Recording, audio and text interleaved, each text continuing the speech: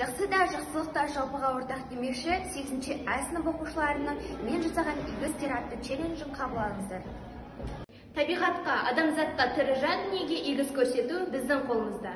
Мен осы жазғы демалыста апамның үйіне бір айға барып, бақша шаруасынан, талғарда жүріп ақшасын жоғалтып алған дос балама қаржы жағынан, көрші тәтенің марғау шұңқырға түсіп кеткенде оны шығарысуға, қарт атаны көріп оның жүгін көтерісуге көмектескен болатынмын.